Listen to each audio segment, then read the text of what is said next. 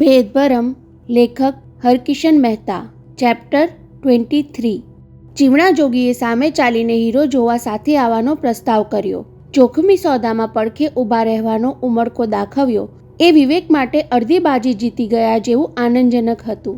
છતાં મનના એક ખૂણે ઉચાટ સળવળી ઉઠ્યો. જુગારનો અડ્ડો રેઢે મૂકીને આવવા આટલો જલ્દી એ કેમ તૈયાર થઈ ગયો? માત્ર હીરો જોવાનું કુતૂહલ તેને આવું કરવા ન પ્રેરે. બહુ મોટા લાભની લાલચ સિવાય જીવનો ક્લબ છોડીને આવે નહીં. એ લાભ શું હોઈ શકે? વિવેક વિચારતો રહ્યો. મારી જેમ એણે પણ કોઈ વ્યૂહરચના ઘડી કાઢી હશે. હમણાં આવું કહીને એ 15 મિનિટ ક્યાં જઈ આવ્યો હશે? મારી પાસેથી હીરો પડાવી લેવાની તો એની ગણતરી નહીં હોય ને? વિવેકને હસવું આવી ગયું. જે ચીજ મારી પાસે નથી એ જીવણો પડાવી તો ક્યાંથી લેવાનો? પણ એવી તૈયારી સાથે તે આવે તેમાંય જોખમ હતું. કદાચ એના માણસને પાછળ આવવાનું ગોઠવ્યું હોય તો? સુરેખા દેવીનું પ્રેત જોઈને જીવણા પર ધારી અસર ન થાય તો? અરે, સુરેખા દેવીનું પ્રેત પ્રકટ જ ન થઈ શકે તો? એક પછી એક તો વિવેકના લમણા પર હથોડાની જેમ ટીપાવા લાગ્યા. માણસનું મન પણ કેવું ફાંટાબાજ છે. અત્યાર સુધી અજંપો હતો જીવણો નહીં આવે તેનો, અને હવે એ આવી રહ્યો છે. ત્યારે સિટ્રોન કારમાં બેસીને તેની રાહ જોતા વિવેકને ઉચાટ જાગ્યો કે એ શું કામ આવે છે. પડવાર માટે તેની દળતા ઓગળી. જીવણાને લીધા વિના જ અહીંથી રવાના થઈ જાઓ. પણ ત્યાં જ બીડી ફૂંકતો જીવણો ઉતાવળા પગલે કાર તરફ આવતો દેખાયો. ચાલો રાજા, વિવેકની બાજુમાં બેઠક લઈને દરવાજો બંધ કરતા તેણે કહ્યું. તારે થોડી રાહ જોવી પડી, પણ શું થાય? ધંધાની જગ્યાએથી આમ અચાનક નીકળતા વાર તો લાગે ને? તેમાં પાછી આજે કાળી ચૌદશ. છેલ્લું વાક્ય સાંભળતા જ કાર સ્ટાર્ટ કરવા માટે ચાવી ઘુમાવતો વિવેકનો હાથ આંચકા સાથે પાછો ખેંચાયો. તેનાથી જીવણા તરફ જોવાઈ ગયું. તેના હાવભાવ જોઈને પેલાથી પૂછ્યા વિના રહેવાયું નહીં. શું રાજા, આમ ગભરાયેલો કેમ દેખાય છે? એ જ વખતે બાજુના મકાનના કમ્પાઉન્ડમાં કોઈએ તડાફડીની લૂમ ફોડી. 5-10 સેકન્ડમાં વિવેકના કપાળે પરસેવો બાજી ગયો. જીવણો પહોળી આંખે તેને તાકી રહ્યો. કપાળ પર હાથ ફેરવીને વિવેકે પસીનો લૂછ્યો. જીવણલાલ, વારે વારે શું કામ યાદ કરાવો છો કે આજે કાળી ચૌદશ છે? સાંભળીને જીવણો ચોંક્યો. દ્રુતતા હાથે ચાવી ગુમાવીને એન્જિન સ્ટાર્ટ કરતા વિવેકને થોડી વાર નિહાળતો રહ્યો. અલ્યા, કાળી ચૌદશ તો આપણા જેવા માટે શુકનિયાળ ગણાય. જીવણાના અવાજમાં ઠપકો હતો. કાળા ધંધામાં જીતનારા સૌનો માનીતો દિવસ એટલે કાળી ચૌદશ. તમે જીવનારાની વાત કરો છો જીવણલાલ? વિવેકે કારને કમ્પાઉન્ડમાંથી બહાર કાઢતા કહ્યું. પણ કાળી ચૌદશ મરી ચૂકેલાનોય દિવસ છે એ ભૂલી ગયા કે? મરનારા એટલે? જીવણો બુઝાયેલી બીડી બહાર ફંગોળતો બોલ્યો. હું સમજ્યો નહીં. મરનારા એટલે મર્યા પછી જેમના જીવને મુક્તિ ન મળી હોય એવા આત્મા માટે કાળી ચૌદશનો મહિમા ખરો કે નહીં? એટલે તું ભૂત પ્રેતની વાત કરે છે? બોલતા બોલતા જીવણલાલનો અવાજ તળાવા લાગ્યો, પણ કળવા ન દીધું. રાજા, તું ભૂત પ્રેતમાં ક્યારથી માનતો થઈ ગયો? અત્યાર સુધી માનતો ન હતો, પણ આ સિટ્રોન કાર લીધા પછી. પૂરું બોલવામાં ગભરાટ થતો હોય તેમ વિવેક અટક્યો. જીવનના પ્રત્યાઘાતમાં પહેલી અસર તેને જોવા મળી. શું વાત કરે છે રાજા? આ કાર લીધા પછી તને કોઈ અનુભવ થયો? હા, 2-3 વાર, કહીને વિવેકે કારને બ્રેક મારી રસ્તાની એક બાજુ ઊભી કરી દીધી. પસીનાવાળી ડોક પર હાથ ફેરવતા ઉમેર્યું. આજે તમે સાથે છો એટલે વાંધો નહીં આવે. પણ તે કાર કેમ ઊભી રાખી રાજા? હું સાથે છું એમાં શેનો વાંધો નહીં આવે? પેલીની બીક નહીં લાગે? કહેતા તેણે કારને ફરી સ્ટાર્ટ કરી. કોણ પેલી? વિવેકે અમસ્તિત પાછળ ડોક ગુમાવી લીધી. પેલી એટલે આ મોટરની માલિક, જે અકસ્માતમાં મરી ગઈ હતી. પણ એ તો મરી ગઈ. જીવણો અધીરાઈથી બોલ્યો તો ખરો, પણ એનો અવાજ બોધો સંભળાયો. હવે એનાથી બીવાનું શું? એનું કમોત થયું હતું ને? આ મોટરમાં એનો જીવ રહી ગયો હશે એટલે ક્યારેક અંદર બેઠેલી દેખાય છે. અંદર બેઠેલી દેખાય છે? જીવણાની કાળી ધોળી ભ્રમર પર પસીનાના ટીપા વળતા દેખાયા. તને ક્યારે દેખાઈ હતી? જવા દો જીવણલાલ. વિવેકે માથું ધૂણાવી ભય ખંખેરી નાખવાની ચેષ્ટા કરી.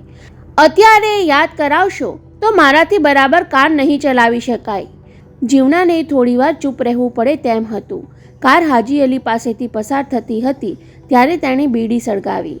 એને થોડીવાર ગડમથલમાં મૂંગો મંતર જોઈને વિવેકે બોલવું પડ્યું. સારું થયું તમે બીડી સળગાવી. કહે છે કે અગ્નિથી પ્રેત આગું રહે છે. ત્યારે બીડી પકડેલો જીવણાનો હાથ ધ્રુજી ઉઠ્યો. તું એ વાત ઉચ્ચારવાની ના પાડીને ફરી પોતે જ યાદ કરાવે છે. શું કરું? મૂંગા રહેવાથી વધારે ડર લાગે છે. વિવેકે લાચારી ઘૂંટ્યા અવાજે બોલવું પડ્યું, અને બોલવા માટે એના સિવાય બીજું કાંઈ સૂચતું જ નથી. તો પછી વાત ચાલુ રાખ રાજા. જીવણાને પૂછ્યા વગર ચાલે એમ ન હતું. આ મોટરવાળી બાઈ મરી ગયા પછી પ્રેત થઈને શું કામ ભટકતી હશે? ખબર નહીં. વિવેકે આ સવાલની ધારણા રાખેલી નહીં એટલે જવાબ સૂચતા વાર લાગી. કદાચ પેલો હીરો. હીરો? હા જીવનલાલ, મને મોટરમાંથી હીરો મળ્યો ત્યાર પછી એ 2-3 વાર દેખાઈ હતી. એટલે કે એ હીરામાં બાઈનો જીવ છે એમ જ ને? એ હીરા ઉપરાંત બીજું પણ કાંઈ હોવું જોઈએ. બીજું કાંઈ એટલે? જુઓ ને, એકવાર આ કારની પાછલી સીટ ઉતરડાઈ ગઈ હતી. કદાચ બાઈએ સંતાડેલી કોઈક ચીજ એનું પ્રેત શોધતું હશે. અરે રાજા! જીવણાના અવાજમાં થોડી ધરપત આવી. સીટ ચીરાઈ જાય એટલે એવું ન ધારી લેવાય. વિવેક સમજી ગયો. સીટ તો જીવણાના જ માણસોએ ચીરી નાખી છે એટલે અસર ન થઈ. પણ જીવનલાલ, મેં એને એ જગ્યાએ જોઈ હતી. કોને? કઈ જગ્યાએ? એ બાઈને. એનો અકસ્માત થયો હતો એ જગ્યાએ. એ વખતે સિટ્રોન વરલી વટાવી ચૂકી હતી. પ્રભાદેવી નજીક આવી રહ્યું હતું. વિવેકનું હૃદય જોર જોરથી ધબકવા લાગ્યું હતું. જીવણાને ચૂપ જોઈને તેણે ઉમેર્યું, એ બાઈનો ફોટો એકવાર મેં દિવાન સાહેબને ત્યાં જોયેલો એટલે હું ઓળખી ગયો કે પેલી એ જ હતી. જીવણો ચૂપચાપ. સાચું જીવનલાલ, એ પ્રેતનો પીછો છોડાવા તો હું હીરો 5-25 હજાર ઓછે કાઢી નાખવા તૈયાર થઈ ગયો. છતાં જીવણો કાંઈ બોલ્યો નહીં. વિવેકને સાચે જ પસીનો વળવા લાગ્યો. બસ, સિદ્ધિવિનાયક મંદિર હવે 1 વળાંક જેટલું દૂર હતું. સુરેખા દેવી ત્યાં ઊભા હશે. જીવનલાલ, તમે મારું ધ્યાન રાખજો. વળાંક લેવાની તૈયારી કરતા વિવેકે ધ્રુજતા અવાજે કહ્યું. બસ, એટલો રસ્તો પસાર થઈ જાય તો છૂટ્યા. તેના છેલ્લા શબ્દોની સાથે જ પહેલાં સિદ્ધિવિનાયક મંદિર નજરે પડ્યું અને પછી સામેની ફૂટપાથ પર બત્તીના થાંભલા પાસે ઊભેલી સ્ત્રી. બરાબર એ જ. સફેદ વસ્ત્રો, કપાળે મોટો ચાંદલો અને લિફ્ટ માટે ઊંચો કરેલો હાથ. સ્ટિયરિંગ પકડેલા વિવેકના બંને હાથ કાંપવા લાગ્યા. જીવણાએ 1-2 વાર માથું હલાવીને નજરે દેખાતું દ્રશ્ય ખંખેરવાની મથામણ કરી. એ કહેવા માંગતો હતો, રાજા, ગાડી ઊભી નહીં રાખતો, પણ ગળામાંથી અવાજ ન નીકળ્યો. જીવણ. વિવેક કાંઈ કહેવા માંગતો હોય એવો પ્રયાસ કરીને અટકી ગયો. તેનો પગ આપોઆપ બ્રેક પર દબાયો. બત્તીના થાંભલા પાસે સિટ્રોન થંભી ગયા પછી તેણે જીવણા તરફ જોયું. એની આંખોમાં ભય આળોટતો દેખાયો, જાણે કહી રહ્યો હોય, કાર શું કામ ઊભી રાખી? ચાલ, ભાગી છૂટીએ અહીંથી. બંને જણ પૂતળાની જેમ જળ બનીને બેસી રહ્યા. એટલી વારમાં બત્તીના થાંભલા પાસે ઊભેલી સ્ત્રીએ આગળ વધી સિટ્રોનની પાછલી બેઠકનો દરવાજો ઉઘાડ્યો. ઘૂંટાતા શ્વાસે વિવેકે જીવણા સામે જોયું. જીવણાની છાતી પણ જોશથી હાંફતી દેખાઈ. Thanks for the lift. Surekha દેવીના પ્રેતને પહેલીવાર બોલતું સાંભળી વિવેક હચમચી ઉઠ્યો. જીવણાના કપાળ પરથી પસીનો રેલાવા લાગ્યો. ગાડી સ્ટાર્ટ કરો. હવે સ્ત્રીના અવાજમાં ફરમાનનો અણસાર વર્તાયો. મારે એરપોર્ટ પહોંચવું છે. વિવેકે ત્રાંસી આંખે અરીસામાંથી પાછલી બેઠક પર નજર નાખી. એ જ ઉદાસીન આંખો. પોતાની જેમ જીવણો પણ અર્ધ મીચેલી આંખે અરીસામાંથી પ્રેતનું પ્રતિબિંબ નિહાળતો હતો. વિવેકે ચાવી ગુમાવીને ઝાટકા સાથે સિટ્રોન સ્ટાર્ટ કરી. સુમસામ રસ્તા પર કાર વાંકી ચૂકી ગતિથી આગળ વધી. કાર ઠીક રીતે ચલાવો. પછવાડેથી ફરી સ્ત્રીના અવાજે બંનેને ધ્રુજાવી મૂક્યા. મારી માનીતી સિટ્રોનને કોઈ મન ફાવે તેમ હંકારે એ મને પસંદ નથી. વિવેકે શિવાજી પાર્ક સુધીમાં કારની ચાલ પર કાબૂ મેળવી લીધો. રસ્તામાં કોઈ રળિયું ખડ્યું વાહન દેખાતું નહીં. વચ્ચે મકાનોના ફૂટતા ફટાકડા જીવણાના જાડા શરીરને હચમચાવી મૂકતા હતા. તેનો ચહેરો તંગ બની ગયો હતો. ડોક સજ્જડ થઈ ગઈ હતી. ગળું સુકાઈ ગયું હતું અને જીભ જલાઈ ચૂકી હતી. નહીં, એરપોર્ટ તરફ નહીં લેતા. અચાનક પાછળથી તીણો અવાજ સંભળાયો. જુઓ, આગળ પેલી ટેક્સી જાય છે. એની પાછળ પેલી ટ્રક નાસી રહી છે. સ્ત્રીના બોલવામાં ઉગ્રતા આવી ગઈ. જલ્દી એનો પીછો કરો. એણે મને કચડી નાખી. આગળ બેઠેલા બંનેમાંથી કોઈને ટેક્સી કે ટ્રક દેખાતી ન હતી. છતાં વિવેકે આજ્ઞાંકિતપણે કારની સ્પીડ વધારી દીધી. તેજ ગતિએ ભાગતી કારથી જીવણાના મગજ પર 20 મહિના પહેલાંની ઘટના સવાર થવા લાગી. પોતે આવી જ રીતે ધનરાજની બાજુમાં બેસી ટ્રકનો પીછો કરતો હતો. આવી જ રાત, આવો જ સુનકાર અને આવી જ તાણ વર્તાઈ હતી. પૂરપાટ ધસી જતી સિટ્રોનને બાંદ્રાના 4 રસ્તા પર વિવેકે લિંકિંગ રોડ તરફ ફંટાવી એટલે પછવાડેથી અવાજ આવ્યો, હજુ તેજ કરો, સ્પીડ વધારો, એ છટકી ન જવો જોઈએ. હું એને છોડીશ નહીં. એણે મારો જીવ લીધો, તેને હું પણ. અને એ જ વખતે જીવણાએ ઝાટકા સાથે ડોક ફેરવીને પહેલીવાર પાછળ જોવાની હિંમત કરી. સુરેખા દેવીનું રૌદ્ર સ્વરૂપ જોઈને તેની ડોકની નસો એટલી તંગ બની ગઈ કે પ્રયાસ કરવા છતાં જાણે ડોક સીધી થઈ શકતી ન હોય. કોણ? નંદલાલ? સ્ત્રીએ દાંત ભીડીને ત્રાણ નાખી ત્યારે તો વિવેક પણ હચમચી ઉઠ્યો. નંદલાલ, તારા બધા વાળ ધોળા ક્યાંથી થઈ ગયા? ખલાસ! જીવણાએ ટકાવી રાખેલી હિંમત ફસકી ગઈ. મનોબળ ભાંગી પડ્યું અને એની ડોક ઝાટકા સાથે વિવેકના ખભા પર ઢળી પડી.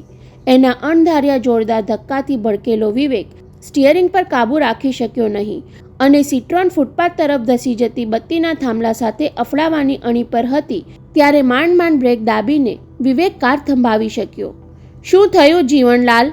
પોતાના ખભા પરથી જીવણાની ડોક હટાવતા ગભરાટભર્યા અવાજે વિવેકે પૂછ્યું, પણ જવાબ ન મળ્યો ત્યારે એની છાતી પર હાથ દાબી જોયો. ના, હૃદય તો ચાલે છે, કહીને તેણે પાછળ જોયું તો પેલી મરક મરક હસતી બેઠી હતી. ડઘાઈ ગયેલા વિવેકના ગાલ પરથી દડી રહેલા પસીનાના રેલા જોઈને એ કહેવા જતી હતી, તમે તો સાચે સાચ પ્રેત જોયું હોય એટલા બધા બી ગયા. પણ સાવધ થઈ જતા વિવેકે નાક પર આંગળી રાખી તેને બોલતી રોકી. ઈશારાથી સમજાવ્યું, પ્રિયા, કદાચ આ બદમાશ ઢોંગ કરતો હશે તો આપણું કાવતરું ઉઘાડું થઈ જશે. તારી મહેનત અને હિંમત પર પાણી ફરી વળશે. આંખોના સંકેતથી તેણે પ્રિયાને પાછળ જોવા સમજાવ્યું. પ્રિયાએ ડોક ફેરવીને પછવાડેના કાચમાંથી જોયું તો થોડે દૂર બત્તીના થાંભલા પાસે મોટરસાયકલ પર બેઠેલા દેશપાંડે દેખાયા. ડોકને ઝાટકો આપતા વિવેકે પ્રિયાને અધીરાઈ ભર્યો ઈશારો કર્યો, જલ્દી સરકી જા. અને પ્રિયા હળવેકથી બારણું ઉઘાડી કારની બહાર નીકળી ફૂટપાથના અંધકારમાં દેશપાંડે તરફ ધસી ગઈ ત્યારે વિવેકે પહેલીવાર નિરાંતનો શ્વાસ લીધો. બેહોશ પડેલા જીવણા સામે જોતા તેના દાંત ભીસાયા. એને કારની બહાર રસ્તા પર ધકેલી દેવા જેટલી ખીચ ચડી, પણ કડથી કામ લેવાનું હતું. પ્રિયાએ જીવનલાલને નંદલાલ કહ્યો ત્યારે જ એનું હૃદય 1-2 ધબકારા લેવાનું ચૂકી ગયું હતું. કાર પરનો કાબુ ગુમાવી બેઠો હતો અને અકસ્માત થતાં રહી ગયો હતો. નહીંતર સિટ્રોન ગળથોલિયું ખાઈ ગઈ હોત તો જીવણાને પ્રેતથી ડરાવવાના પેતરામાં પોતે અને પ્રિયા પણ જખમી થઈ જાત. જીવણલાલ! એણે ફરી સ્વસ્થ થઈને જીવણાને ઢંઢોળ્યો, પણ પેલાએ હુંકારો ન કર્યો ત્યારે મૂંઝાયો. સાલાને વધુ પડતો આઘાત લાગી ગયો. મરી જશે તો હું જ ઉપાધિમાં આવી પડીશ. સુમસામ રસ્તા પર નજર નાખી પણ મદદે આવે તેવું કોઈ દેખાયું નહીં. ઘડીભર તો થયું એને આમ કારમાં જ પડતો મૂકીને ભાગી જાઉં, પણ એમ કરવા જતાં પોતાની મોટર અને પોતે પણ પોલીસમાં સંડોવાઈ જાય. જીવણાને ભાનમાં લાવ્યા વગર ત્યાંથી છૂટી શકાય તેમ ન હતું. કારનો દરવાજો ખોલીને વિવેક નીચે ઉતર્યો. જીવણાના સ્થૂળ દેહને સીટ પર લંબાવ્યો. હવા આવે એટલા માટે બંને બારણા ઉઘાડા રાખ્યા અને આસપાસમાં ક્યાંય પાણી મળી જાય એ માટે નજર દોડાવી. બાજુમાં ફૂટપાથ પર કોઈક સૂતેલું દેખાયું, પણ તેને જગાડવાનું અજુગતું લાગ્યું. મૂંઝાઈને ફરી કારમાં બેસી જવા આગળ વધતો હતો ત્યાં રસ્તા પર એની નજર પડી અને આંખો ચમકી ઉઠી. ફૂટપાથ પાસે નાનકડા ખાડામાં પાણી ચમકતું હતું. સામેની બંધ હોટલનું ગંદુ પાણી હશે એવું એણે અનુમાન કર્યું, પણ ગંદા માણસના મોં પર ચોખ્ખું પાણી છાંટવાની શી જરૂર હતી? વાંકા વળીને બંને હાથના ખોબામાં ડહોળું પાણી લઈને તેણે જીવણાના મોં પર છાંટ્યું. ભીની હથેળી તેના ચહેરા પર પસવારી. જીવણલાલ, ભાનમાં આવો, કહીને મુઠ્ઠીમાં તેના ધોળા વાળ પકડી જગાડવાની ચેષ્ટા કરી ત્યારે એ ચોંક્યો. જાણે જીવણાના માથા પરના વાળ ખેંચાઈને પોતાની મુઠ્ઠીમાં આવી ગયા હોય એવું લાગ્યું. બીજી જ ઘડીએ તેને સમજાઈ ગયું, સાલાએ ધોળા વાળની વીગ પહેરી છે.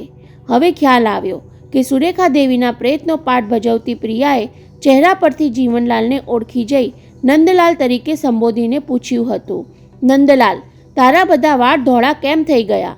પોતે આટલા દિવસથી તેને નજીકથી જુએ છે છતાં વીગનો વહેમ કેમ નહીં આવ્યો?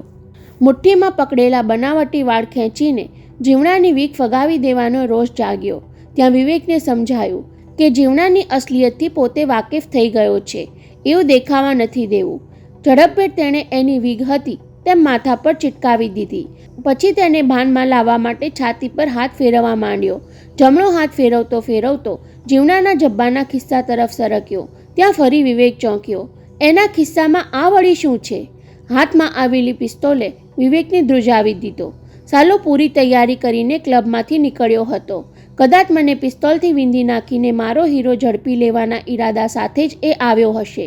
ફરી વિવેકનું ખુન્નસ ઘૂંટાયું. આ ઘાતકીને એની જ પિસ્તોલથી ઠાર કરી દઉં. ત્યાં જીવણો સળવળ્યો. વિવેકે ઝડપભેર પેલી પિસ્તોલ પાછી એના ખિસ્સામાં મૂકી દેવી પડી. જીવણલાલ, એ જીવણલાલ! એક બે વાર તેને દંડોળ્યો એટલે પેલાની પાપણો ફરકવા લાગી. શું થઈ ગયું તમને જીવણલાલ? અને ઉકારા સાથે જીવણલાલની આંખો ઉઘડવા લાગી. ચક્કડ વક્કડ થતી કીકીઓ વિવેક પર સ્થિર કરતા તેણે પૂછ્યું, પેલી ગઈ? વિવેકે પાછલી સીટ તરફ જોવાની હિંમત ન ચાલતી હોય તેમ હકારમાં ડોક હલાવી. ગઈ. અને ઝાટકા સાથે જીવણો બેઠો થઈ ગયો.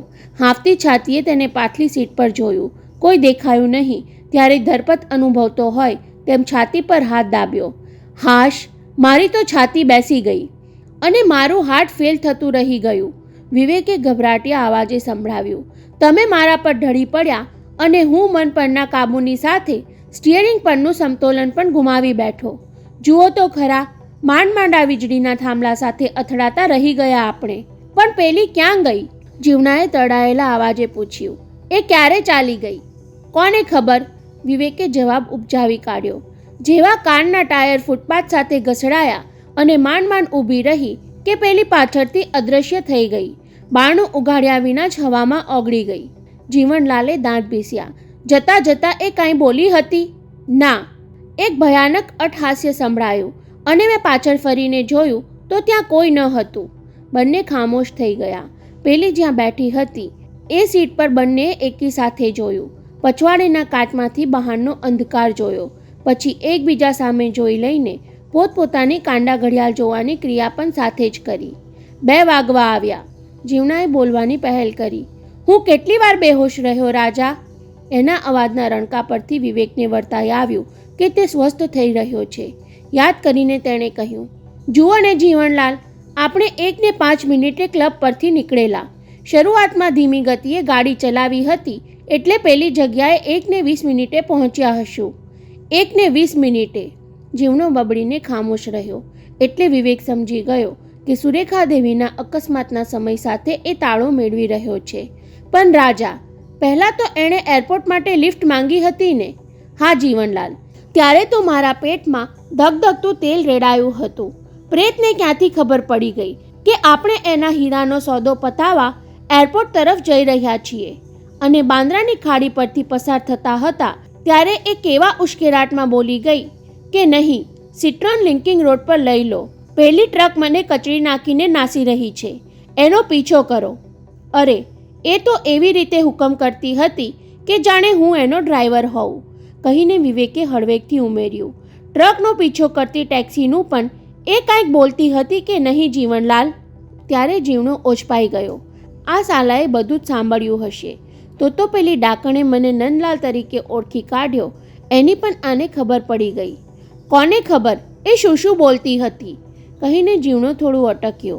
વિવેક સામે ઝીણી નજરે જોઈ લેતા પૂછ્યું, રાજા, મેં તેની તરફ ડોક ફેરવીને પાછળ જોયું ત્યારે એ શું બોલી હતી? કાંઈક મારા વાળનું બોલેલી કે નહીં? તમારા વાળનું? વિવેકે તદ્દન અજાણ્યા થઈ જવું પડ્યું. ના રે, મેં તો એવું કંઈ સાંભળ્યું નથી. કદાચ તમને એવો ભ્રમ થયો હશે. હા, મને તો આ આખી ઘટના જ ભ્રમ જેવી લાગે છે. સાલીએ આપણી કાળી ચૌદશ બગાડી અને મારા હીરાનો સોદો પણ બગાડ્યો, વિવેકે સિફતથી કહી દીધું. જીવણલાલ, જીવતા માણસની ચીજ ચોરીને છટકી શકાય, પણ પ્રેત તો સાલું ગમે ત્યારે આપણી ગરચી પકડી શકીએ. એટલે તું હવે એરપોર્ટ નહીં જાય? અરે, હું તો હવે સિટ્રોન ચલાવવાની ક્યારેય હિંમત જ નહીં કરું, કહીને તેણે ઉમેર્યું. ભોગ લાગ્યા મારા કે મેં આ વળગાડવાળી મોટર ખરીદી. તો હવે આપણે શું કરવું છે? ચાલો, હું તમને ટેક્સીમાં શિવાજી પાર્ક પર તમારે ઘેર ઉતારી દઉં. અને તું? જીવણાને વહેમ પડ્યો હોય તેમ પૂછ્યું. તેને થયું, કદાચ મને ઉતારીને એ હીરાનો સોદો કરવા તો નહીં ઉપડી જાય ને. હું વિવેક મૂંઝવણમાં પડી ગયો. હા જીવનલાલ, હું પણ તમારા ઘેર જ આજની રાત સૂઈ જઈશ. મારી સાથે? મારે ઘેર? તેના અવાજમાં ગભરાટ આવી ગયો. પછી તરત જ તેણે વાળી લીધું. આજ હવે ઘેર જવાની હિંમત નથી ચાલતી. ચાલ આપણે બંને ક્લબ પર જઈએ. ક્લબ પર? વિવેક ફસાયો. તેને તો મરીન ડ્રાઈવ પહોંચવાનું હતું. દેશપાંડે અને પ્રિયા એની રાહ જોવાના હતા. પ્રિયા એના દાદાથી ચોરી છુપીથી રાત્રે ઘેરથી નીકળીને આવી હશે. આવી રીતે જુવાન છોકરીને મધરાતે બહારથી આવતી દુર્લભજી દીવાન જોઈ જાય તો એના જેવા ક્રોધી સ્વભાવના વડીલ કોણ જાણે શું કરી બેસે. એટલે જ પ્રિયાને પોતે કહ્યું હતું, બધું હેમખેમ પાર પડી જાય એટલે તું દેશપાંડેની મોટરસાયકલ પર ઘર ભેગી થઈ જજે. ત્યારે પેલીએ કહ્યું હતું, નહીં, તમારા પાછા આવ્યા વગર મારાથી ઘેર કેમ જવાય? તમે મારી માના મોતનો ભેદ પામવા આટલું બધું સાહસ કરો છો, ત્યારે હું મારી સલામતીનો જ વિચાર કરું એવી સ્વાર્થી ધારો છો તમે મને? કહી રાખું છું, તમે પાછા નહીં આવો ત્યાં સુધી હું ઘર નીચે રાહ જોતી રહીશ. પછી ભલે સવાર પડી જાય. બહુ વાર લાગી જવાબ આપતા રાજા. જીવણાએ આશંકાના અણસાર સાથે કહ્યું, ક્લબ પર આવે છે ને, રમવા બેસી જઈશ એટલે મગજમાંથી આ બધું ભૂસાઈ જશે. નહીં જીવનલાલ, એ ભૂસવા માટે મારે બીજે જવું પડશે. બીજે? જીવણાનો વહેમ વધ્યો. બીજે ક્યાં જવા માંગે છે? કોલાબા, વિવેકે નફ્ફટ થઈને કહેવું પડ્યું. મરેલી સ્ત્રીના ભૂતનો ભય ભૂસી નાખવા માટે જીવતી સ્ત્રીનો સંગ કર્યા વિના નહીં ચાલે. જીવણો તેની સામે તાકી રહ્યો એટલે વિવેકે મોટરના કાચ બંધ કરતા અધીરાઈ દર્શાવી. ચાલો તમે પણ મારી સાથે. નહીં, વિવેકના એ પ્રસ્તાવે જીવણાનો વહેમ ભૂસી નાખ્યો. મારે ક્લબ પર પહોંચ્યા વગર ચાલે તેમ નથી. મારે મન ક્લબ એટલે મારી સ્ત્રી. તો ભલે. સિટ્રોનની ચાવી ગજવામાં મૂકતા વિવેકે ગંભીર અવાજે કહ્યું, ગેરેજવાળાને સવારે ચાવી આપી દઈને કહીશ કે તારી ધોળી પરી લિંકિંગ રોડ પરથી મંગાવીને કોઈ ગ્રાહક ગોતી કાઢ. ભલે 2-5 હજાર ઓછા આવે પણ મારે હવે આ બલા નહીં જોઈએ. અંધારામાં નિર્જન રસ્તા પર ટેક્સી મળતા વાર લાગી. તેમાંય બંને ઊંચા નીચા થતા હતા. જીવણાનો ભય હજુ શમ્યો ન હતો. વારે વારે એ સિટ્રોન સામે જોયા કરતો હતો. કદાચ પેલીનું ભૂત પ્રકટ થાય તો. અને વિવેક પોતાની વાટ જોતી પ્રિયાનો ઉચ્ચાટ વાગોળતો હતો. મેં બહુ મોડું કરી નાખ્યું. મારી ફિકરમાં કદાચ દેશપાંડેને લઈ પ્રિયા આ તરફ આવવાનું જોખમ ન કરે તો સારું. ત્યાં ટેક્સી મળી ગઈ. ઝડપભેર બંને અંદર ગોઠવાઈ ગયા. બાબુલનાથ સે કોલાબા લે લો, વિવેકે અધીરાઈ દર્શાવી. જલ્દી. સુરેખા દેવીના પ્રેત સ્વરૂપે પ્રિયાએ જ્યાંથી લિફ્ટ લીધી હતી એ પ્રભાદેવી પસાર થયું ત્યાં સુધી બેમાંથી કોઈ કાંઈ બોલી શક્યા નહીં. વિવેકે છૂટા પડતા પહેલાં હજુ એક વાત કહી દેવાની બાકી હતી. જીવણાના મનમાંથી હીરાની ગેલછા કાઢવા પછી જ હવે ભેદનો તાગ લેવામાં આગળ વધી શકાય તેમ હતું. જીવણાએ કલાક પછી પહેલી બીડી સળગાવી એટલે વિવેકે ગળું ખંખેર્યું. જીવનલાલ, મને એક વિચાર આવે છે. શું? બીડીના ઉપરા ઉપરી કશ લઈને તલબ શમાવતા જીવણાએ પૂછ્યું. હજુ એ જ વિચાર આવે છે ને? નહીં, પેલા હીરાનો વિચાર આવે છે. મને એક તુક્કો સૂઝી આવ્યો, વિવેકે થોડું રોકાઈને કહ્યું. એ હીરો હું એના માલિકને પાછો આપી આવું. અને જીવણો ભડક્યો. તેના હોઠ વચ્ચેથી બીડી નીચે પડી ગઈ. હાથમાં આવેલો માલ પાછો આપી દેવાની મૂર્ખાઈ તને ક્યાંથી સૂઝી? હમણાં જે કાંઈ બની ગયું એમાંથી. વિવેકે ગળે ઉતરે એ રીતે દલીલ કરવાની હતી. ત્યાં સુધી એ બાઈ મારો પીછો નહીં છોડે તો મને આપી દે. જીવણાની દાનત હોઠ પર આવી ગઈ. બાઈની એસી તેસી. 5 લાખનો માલ મળતો હોય તો જીવતાને મોત ભેગા કરી દઉં એવો છું. તો પછી આ પ્રેત શું વિસાતમાં? વિવેક સમજી ગયો. જીવણો આજે મને મોત ભેગો કરવાની તૈયારી સાથે જ આવ્યો હતો. એક ખૂન કરી ચૂકેલા ગુનેગારને બીજું ખૂન કરવું બહુ સહેલું થઈ પડે. પણ જીવનલાલ, તમે મારો ઈરાદો હજુ ક્યાં સાંભળ્યો છે? કહીને વિવેકે તેને ધરપત આપી. હીરો હું પેલા માલદાર દીવાનને પાછો આપી આવું એટલે મારી પ્રામાણિકતા માટે માન જાગે કે નહીં? એટલે રાજા, પ્રામાણિકતા સર્ટિફિકેટ ખાતર તું 5 લાખનો હીરો આપી દેવા માંગે છે? તમે ભૂલી ગયા જીવનલાલ, એ માલદારના ઘરમાં પરણવા લાયક એક કન્યા પણ છે. હે? જીવણાએ ચોંકીને તેની સામે જોયું. પછી સમજી ગયો હોય તેમ ખંદુ હસ્યો. એટલે કરોડપતિના જમાઈ બનવાનું સપનું જુએ છે રાજા? માત્ર જમાઈ નહીં, કરોડપતિનો એકનો એક વારસદાર કહો. જીવણાના મગજમાં વાત ઉતરી ખરી પણ હજુય તેને એ કટતું હતું. ધાર કે તું હીરો પાછો આપી દે અને બદલામાં પેલો કરોડપતિ લુખ્ખી બદમાશી આપીને તને રવાના કરી દે તો, એની કન્યા બીજાને વરાવી દે તો વિવેકને ઘડીભર મૂંઝવણ જાગી. આ બદમાશને ગળે વાત ઉતારવાનું કઠણ છે. સીધી રીતે ધાર્યું ન થાય તો જીવનલાલ આપણા જેવો માણસ શું કરે રાજા? પેલાએ ખંધાઈ વાપરીને સામું પૂછ્યું. તું જ કહે ને. તો હું એની પૌત્રીનું અપહરણ કરી જઈશ. ખરેખર? જીવનાના હોઠ ભીના થઈ ગયા. તેને યાદ આવ્યું વિશ્વાસે એકવાર કહેલું કે મારા બોસે કોઈ માલદારનું અપહરણ કરીને બાનમાં મેળવેલી ધરખમ રકમમાંથી ચરસ ગાંજાની દાણચોરીનો ધીકતો ધંધો શરૂ કર્યો. વિશ્વાસ પણ એવું કરે તે એના મનમાં બેસી ગયું. રાજા, એ કામ આપણે ભેગા મળીને કરીશું. જીવણાએ પ્રસ્તાવ સરકાવી દીધો. ભાગીદારીમાં. ઠીક છે જીવનલાલ, વિવેકે મજાક કરી લીધી. અપહરણ ભાગીદારીમાં ખરું, પણ એ છોકરીને પ્રેમ તો હું એકલો જ કરવાનો. મંજૂર. જીવણાએ સોદો પાકો થઈ ગયો હોય તેમ એની સાથે હાથ મિલાવ્યો. છોકરીના લફરામાં અમસ્તોય મને હવે રસ રહ્યો નથી. એ તારા જેવા જુવાનનું કામ. વિવેકને થયું પૈસાનો લોભ માણસને કેટલો મૂરખ બનાવી શકે છે. અને ત્યાં બાબુલનાથ આવી ગયું. જીવણાએ ક્લબ પાસે ટેક્સી ઊભી રખાવી. વિશ્વાસથી છૂટા પડવાની ઈચ્છા ન થતી હોય તેમ કચવાતા જીવે જીવણો બહાર નીકળ્યો. રાજા, કાલ દિવાળી છે. રાતે જરૂર આવી પહોંચજે. પેલી ચીજ પાછી આપવા જતાં પહેલાં ફરી એકવાર આપણે મસલત કરી લઈએ. કાલે તું એ સાથે જ લઈને આવજે. જાઉં છું. એવા અદ્ધર જવાબ સાથે વિવેકે ટેક્સીવાળાને આગળ વધવાનો ઈશારો આપીને ઉમેર્યું.